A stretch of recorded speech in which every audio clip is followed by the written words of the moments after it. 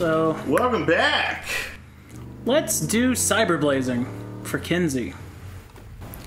I love this fucking Joker look. So what's the setup for the... Oh, I guess we're gonna say it. I thought someone who just got out of captivity would want to live it up a little more. Not really.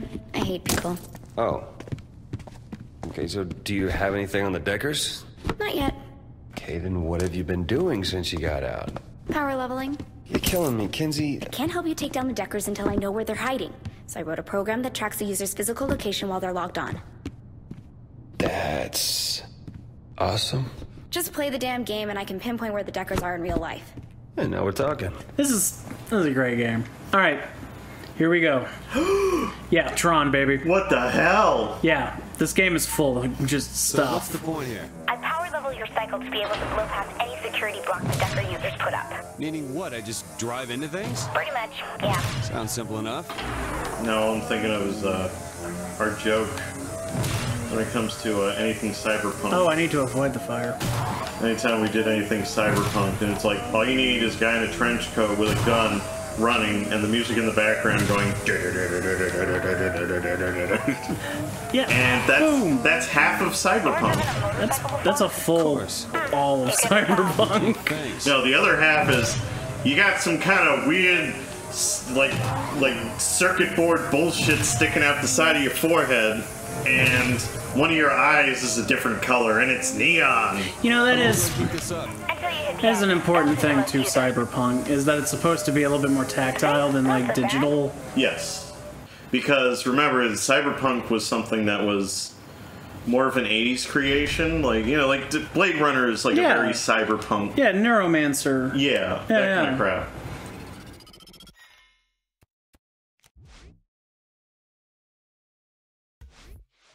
What do you think of the new cyberpunk game that's about to come out, or probably is out by the time this is aired or whatever? I don't know when that's out, to be honest. Yeah, we gotta get on that too. The cyberpunk game is looking great. It's by a developer I love, CD Projekt Red, and I never played the original game. I know people who were fans of that were fans of the Shadowrun games, which had like a similar universe / feel. But mostly I know that stuff through osmosis. Like, that kind of stuff was more of like the stuff that like my older siblings were into. Yeah, it's a little before my time, those kinds of pen and paper RPGs, like Shadowrun and Cyberpunk. Yeah, like, it's true, like, that kind of stuff is getting like a resurgence right now, but the cyberpunk, like, technomancer type stuff is not really coming back as much as the fantasy stuff, which is sad. Well, that's probably changing now that CD Projekt Red is doing cyberpunk. Yeah, because there's also that other cyberpunk game that we saw today. It's literally just called cyberpunk. It's literally just called cyberpunk. Yeah. And I'm like, is that not trademarked? Which I suppose it's not. I guess cyberpunk is just a word, and I guess it's generic enough because people call everything cyberpunk, even things that aren't cyberpunk. It's like your parents and everything was goth. Yeah. Yeah. And goth was like, that was a thing that came off of like the Wiccan stuff that happened in the 80s and shit. Oh yeah. It was I think it had its start, in like the late 80s. You have movies like Heathers and stuff. Yeah. That was very...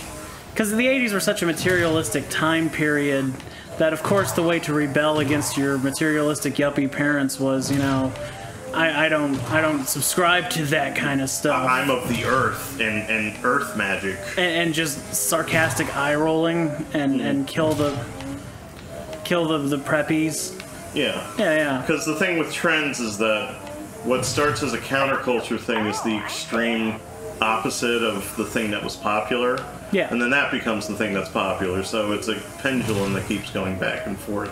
I need to stop missing these things to increase my time, but I need to...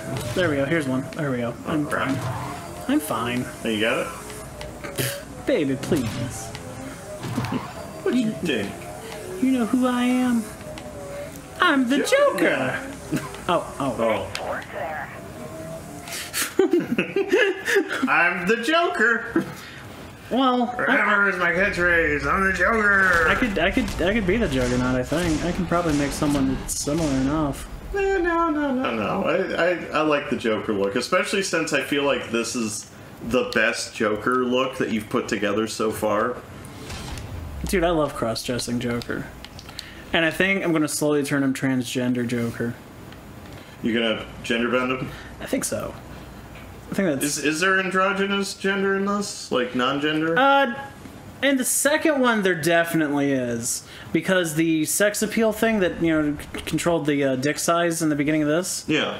In that one, if you go all the way to the left, I believe, it shrunk your testes and it grew your chest. And if you went all the way to the right, it shrunk your chest and it grew your testes. So... If you were right in the middle. If you were right in the middle, you were just kind of like... non-binary. David Bowie. Gender fluid. I gotcha. Yeah. Which I could do David Bowie in this too. That's right. And David Bowie would be a great freaking look in this. Yeah, he would. But yeah. These are fun. I'm just gonna do these. Gender fluid was actually a thing in the 90s. It's what those Capri Sun commercials were about. That what those kids turned into, that was called gender fluid. Swear to God, it's like doing a freaking show with my dad. It's a stupid joke.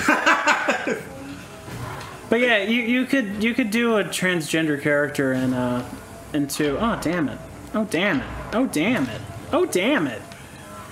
I'm gonna fail this one. I actually did get into a discussion with this with a couple of my friends that are actually transgender, and I was like, I did that as a joke, and they were 90s kids, so, you know, they got it. Yeah. Only 90 kids get it. Only 90s kids. Yeah. So you make a joke like that, and it's Jesus. like, they get it. But that's not me trying to say it makes it okay for me to make jokes. Because it's not okay for me to make jokes. I just think that they're very funny. So. Someone needs to. Yeah. And then giving a thumbs up like Thor in Endgame, like, I'm supportive, even though I don't know what's happening. That's me. Yeah. That's me in this discussion even. I'm just like, Well, I'm trying to not hit the fire, but I'm hitting fire a lot. that kind of stuff is interesting to me, because I don't know a whole lot about it. And then when I can ask somebody about it, I turn into like a 3-year-old, where it's like, what does gay mean? Does that mean the wieners are backwards? Actually, I think I did literally think that's what it meant when I was young. What? Dude, when you're a kid and you have like no frame of reference for this kind of stuff, and then your parents won't talk to you about it, you have to start inventing things based on contextual clues. I mean, Which is freaking dangerous. it is, because if you don't talk to your kids Shit. about these things, they'll never know. Shit. Or they'll have a very awkward conversation with someone on Facebook later on. At least I completed it, but that was sloppy. That's okay. You completed it. That's all. It doesn't matter. None of this matters. It's all digital. It's still sloppy. I like doing better than that. Yeah. But we were having a weird conversation, so there you go. Oh, yeah. Look at that, though. 100% of that territory. Already got 15% of the Deckers. I need to go back to the Morning Star over here. Another reason why I like conversations like that, it's like going back to the 70s and like seeing these PSAs about stuff that's like so commonplace now. And it's like, how come nobody knew about it? It's because it was literally things that people didn't talk about. I came from a very conservative family. We didn't talk about a lot of that kind of stuff. Oh yeah, me too. Like you want to hear something embarrassingly bad? Yeah, tell me. Because of, you were saying like contextual clues were the only way you could discover things. Yeah. Because no one talks. Because no one talked to you. You just overhear words and no one will tell you what you'll ask and they'll be like, when you're older or whatever, you know? until I was like about 8 or so, maybe even as far along as 10. I thought gay was just a synonym for like pedophile because of how my parents Because talked. of how they talked about Yeah. it. Yeah. And my understanding of pedophile was just pervert.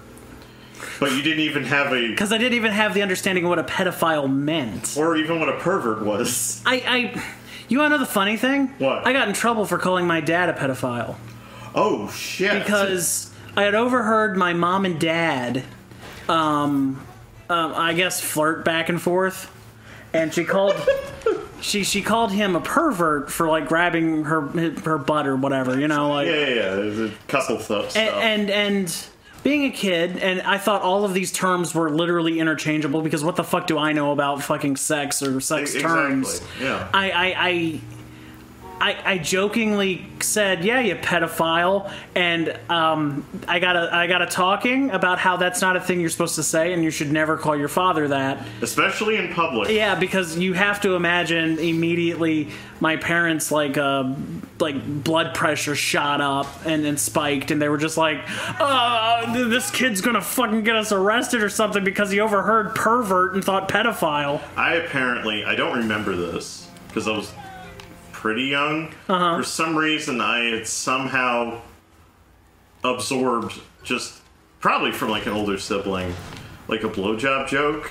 That could have literally been school too. It could have been Like school as well. I knew of blowjobs and didn't know what the fuck they were for so long as a kid. But it was something that I knew that made people laugh, especially when I said it. So I was like, because you're a kid and you want to be funny. And you want to act like you know everything. Exactly. So I apparently made the joke to my mom one time. Oh. Yeah. And I do not remember this, but she was very not happy with me. I imagine. And had to have a whole conversation. And she's having this conversation with me, and it's kind of like the that episode of that Lord of the Rings episode of South Park. Oh yeah, where they have to return the porno. Yeah, the kids don't know that they have a porno, and so the parents feel like they have to explain porn terms to them, and they literally do not understand what is happening. Yeah. And that was kind of me. I was like a deer in headlights, and I was like, I just wanted to make you laugh. Now this turned into a thing, and now I'm in trouble, and I don't know why. And even after she told me, it was like, you can't ever tell anybody that kind of thing, especially in public, and especially to women. And I was like, man, my mom doesn't like funny jokes, apparently. Wow, look at Captain Buzzkill over here. Yeah, that was all I got out of that, and I wish I could remember what the fuck it was. Because I love blowjob jokes. They hurt no one. Well. No, I guess the person giving the blowjob in the joke is not having a good time. Well, again, that's not necessarily true. So, I'm just taking over the city over oh, here. you're fine. We could do it next time on if you like. Oh, is it about time? Yeah. Oh, Yeah. okay. Yeah, so this show is brought to you by Awkward Conversations and Childhood Stories. The moral of the story is when your kid has a question or they say something wrong, Don't deflect. don't. For the love of God, it just makes things weirder when you don't answer correctly what it is, and it makes the kid just feel like. Because I've felt like a dumbass for so long. Because like. And if you lie to your kid, that's even worse because then they're going to be in a situation that's awkward and awful because they're just going to feel dumb when somebody corrects them and says, no, being gay does not mean you have a backwards penis. Did you really think that? Next time. Bye, guys.